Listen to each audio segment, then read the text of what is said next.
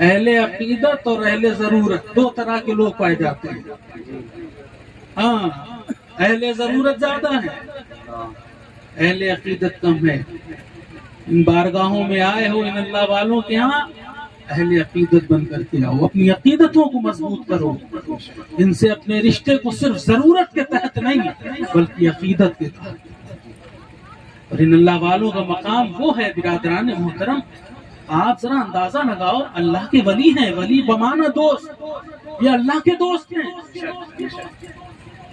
ہمیں گاؤں کے پردھان سے کسی کی دوستی ہو جائے تو وہ اپنے کو پردھان سے کم نہیں سمجھتا. کسی کی دوستی ایم ایل اے سے ہو جائے وہ اپنی گلی کا ایم ایل اے ہوتا ہے. کسی کی دوستی ایم پی سے ہو جائے تو اپنے کو اپنے بستی میں سانسد سے کم نہیں سمجھتا ہے. ہوتا ہے کہ نہیں ہوتا دنیا میں؟ اور کسی کی دوستی کسی منسٹر سے ہو جائے تو پھر اپنی بستی کا وہ منتری ہے اس سے کوئی چھیڑ چھاڑ نہیں کرتا ہے، کوشش نہیں کرتا ہے کہ اس کو چھیڑو گے تو ان کی چھڑ جائے گی. سمجھ رہے ہیں؟ عہدہ دیکھتا ہے انسان. کسی کی دوستی سی ایم سے ہو جائے تو اس کا پاور کیا کہنا، کسی کی پی ایم سے ہو جائے تو اس کا پاور آئے.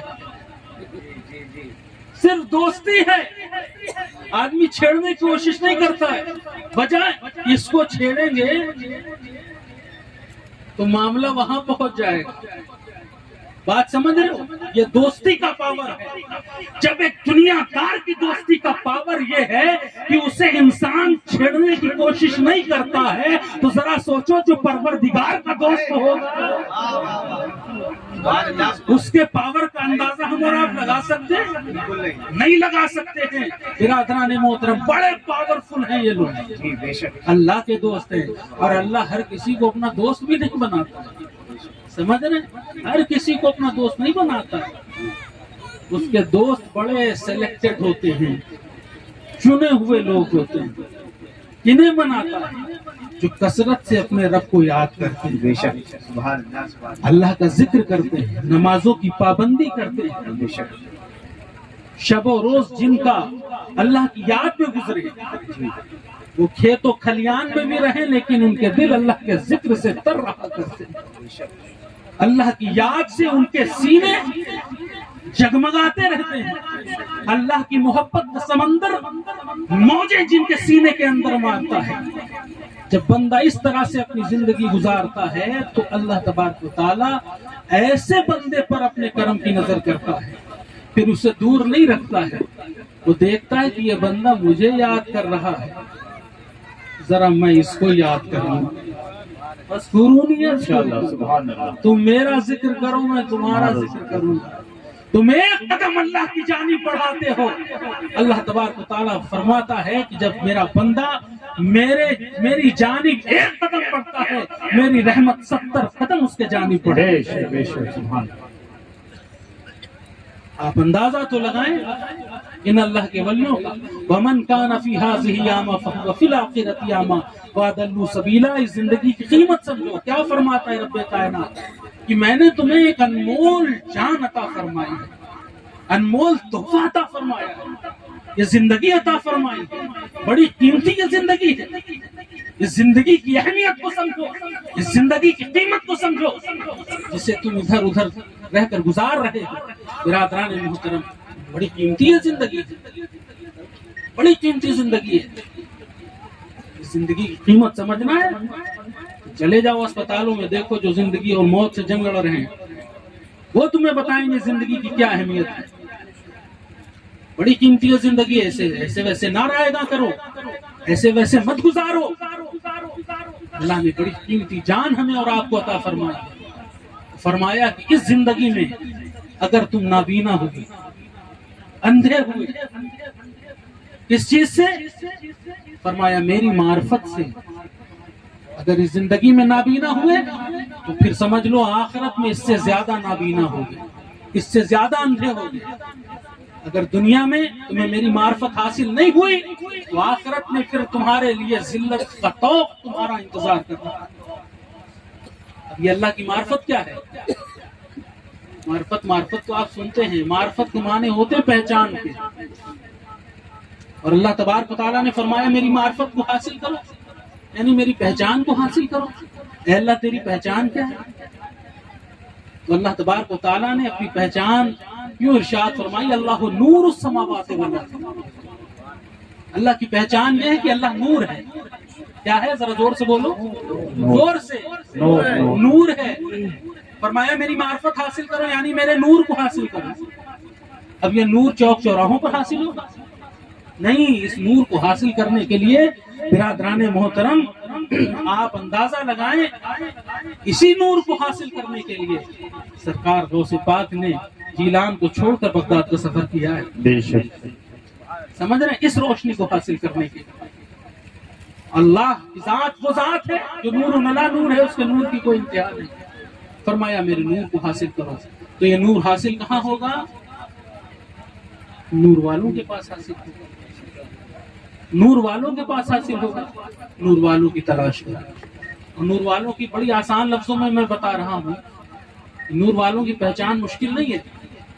حدیث پاک ہے اولیائی تحت قبائی لا یعرفہم غیری. اللہ کے نبی نے ارشاد فرمایا اللہ نے اپنے اولیاء کو اپنی قبا میں چھپا رکھا ہے.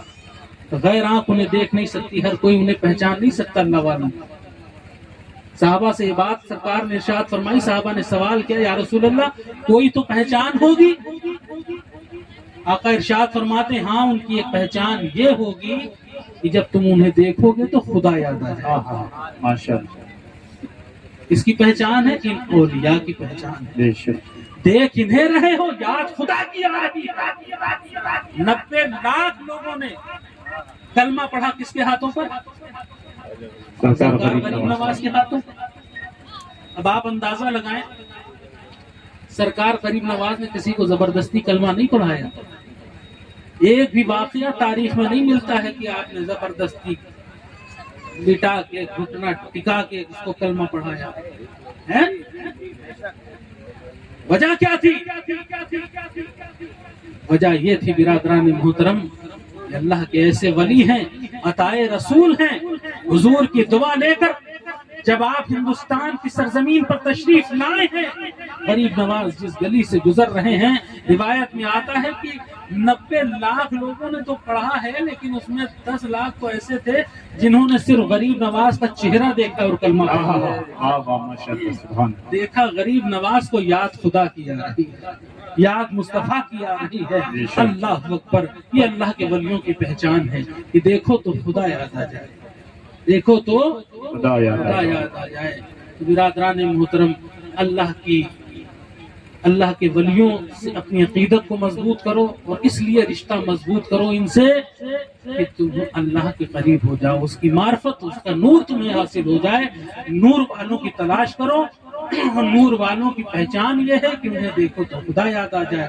جب کوئی ایسا مل جائے تو اس کے حوالے ہو جاؤ, اپنے آپ کو اس کے حوالے کر دو. برادران محترم ایسے لوگوں کی صحبت کا فیض اٹھاؤ اور اللہ کے ولیوں کی بارگاہ میں جاؤ. ہمارے حضور نے تو فرمایا ہے کسی مزار پر بھی جاؤ اگر خدا کا ذکر خدا کی یاد دل میں پیدا نہ ہو تو اس مزار سے بھی ایسے بھاگو جیسے شیر سے بھاگتے. سمجھ رہے ہیں؟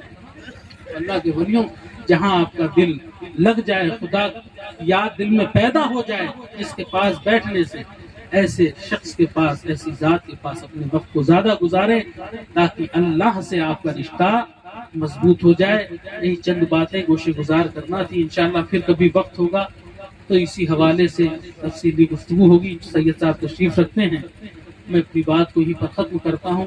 اللہ تبارک و تعالیٰ ان اولیاء کی فیضان سے ہم سب کو مالا مال فرمائے اور ان بارگاہوں کا فیض تادیر ہم سب پر قائم و دائم رکھے. اور جتنے بھی لوگ مرد و زن تشریف لائے ہیں جو آرزویں لے کر کے آئے ہیں ان اللہ کے ولیوں کے صدقے میں اللہ تبارک و تعالیٰ ہم سب کی ہر جائز مقاصدوں کو پورا فرمائے. اور آپ حضرات سے گزارش بھی ہے ہمارے چچا جناب ڈاکٹر سید مظہر الحق صاحب 4 مہینے غالباً ہو گئے ہیں کوما میں ہیں. آپ ان کے لیے دعا فرمائیں. اللہ تبارک و تعالیٰ انہیں شفا کاملہ عاجلہ عطا فرمائے. ہمارے برادر اکبر جناب ڈاکٹر کاشف صاحب وہ بھی علیل ہیں. آپ حضرات ان کے حق میں بھی دعا فرمائیں اور جو بھی امت مسلمہ میں بیمار ہیں سب کے لیے دعا کر کے یہاں سے جائیں. اور اللہ تبارک و تعالیٰ ان اولیاء کے صدقے میں انشاءاللہ ہم سب کی آمین کو قبول فرمائے. وآخر دعوانا الحمدللہ رب العالمین. السلام علیکم و رحمۃ اللہ وبرکاتہ.